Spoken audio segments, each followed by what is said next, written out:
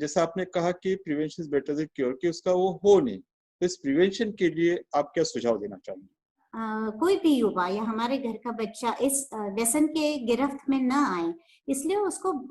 बचपन से ही है, उसकी हर डेवलपमेंटल स्टेज पे ही इमोशनली कैसे कॉम्पिटेंट बनाना है, कैसे स्ट्रांग बनाना है, कौन से भी एक्सपीरियंस उसकी लाइफ में आए, पॉजिटिव हो निगेटिव हो, उसे कितना महत्व देना है और उसमें से हल कैसे निकालना है, और खुद को उसमें ज्यादा अगर इन्वॉल्व कर लिए बच्चे ने तो वो उसकी लपेट में आ जाएगा। लेकिन एक वो एक्सपीरियंस अच्छी तरह हैंडल कर पाना, इमोशनली कॉम्पिटेंट रहकर उसमें से बाहर आना, ये अगर हम बच्चे को सिखाए, छोटे मोटे जो भी फेलियर्स हैं,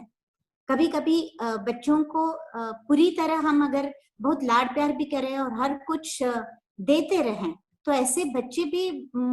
they will be always demanding, और उन्हें अगर कुछ बात मिलती नहीं है या कभी कभी सक्सेस नहीं मिलती है, फेलियर मिल जाता है, तो ऐसे फेलियर में या ऐसे नेगेटिव सिचुएशन को वो हैंडल ही नहीं कर पाते, क्योंकि उनको इतना पैम्परिंग हुआ है, तो इमोशनल पैम्परिंग भी हुआ है, but they are not emotionally strong, they are not emotionally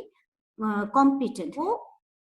parents ने बच्चों को उस तरह से तैयार करना एक बहुत ही इम्पोर्टेंट बात है, और तो इससे प्रिवेंशन हो जाएगा कि उसकी गिरफ्त में नहीं आएगा बच्चा। अगर आ भी जाता है बच्चा, तो पहले तो मैंने जैसे कहा कि बिल्कुल उस पर गुस्सा ना होते हुए या पूरा अभी ऐसा महसूस, कभी पेरेंट्स खुद ही इतने निराश हो जाते हैं कि वो बच्चों की कुछ मदद ही नहीं कर पाते, क्योंकि खुद ही इतने डिप्रेस हो जाते हैं। तो ऐसा न होकर अगर पेरेंट्स ने उसको सही रास्ता चूज करने के लिए या सही रास्ते पे लाने के लिए, what parents need to do is to stand very strongly by his side, emotionally, physically, सब तरह से। वो बच्चे को ये महसूस होना चाहिए कि मैं, पेरेंट्स है मेरे साथ, मैं किसी भी हालत में से इसमें से निकलता हूँ। पेरेंट्स को ये देखना चाहिए कि थोड़ा सा सुपरवाइज तो करना ही है, बच्चे के आने जाने के टाइमिंग्स क्या है, बदल रहे हैं क्या, बच्चा कैसा बिहेव करता है, उसी तरह से ठीक अपना परफॉर्मेंस कॉलेज में या स्कूल में कर रहा है क्या, ये सब अलर्टनेस और सुपरविजन पेरेंट्स की अगर हो, तो उसमें आने वाले जो चेंजेस हैं वो पेरेंट्स की नजर में आ जाएंगे। दूसरा सुपरविजन जो करना है कि बच्चा किस माहौल में जा रहा है, उसका जो फ्रेंड सर्कल चेंज हो गया है क्या, ऐसे सर्कल में तो नहीं है कि जहाँ पे लोग इस तरह की के व्यसन में ज्यादा है, उसके फ्रेंड्स इस तरह के ज्यादा है, तो उसके बारे में भी अलर्ट होना बहुत जरूरी है। और जैसे हमने बात किया कि घर से कुछ चीजें गायब तो नहीं हो रही हैं, इस पर ध्यान देना ये भी है। कुछ टैबलेट्स जो होती है, स्लीपिंग पिल्स होती है, कभी कभी बच्चों को वो लेने की भी आदत हो जाती है, तो अगर ऐसे पिल्स कहीं है, मेडिसिन कहीं रखी हैं कि दादाजी की मेडिसिन रख दी, उसमें से स्लीपिंग पिल्स ही गायब हो गई हैं, जिसकी तरफ हमने बिल्कुल ही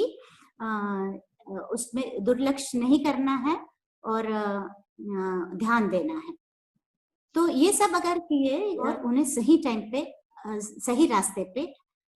ले भी आ सकते हैं।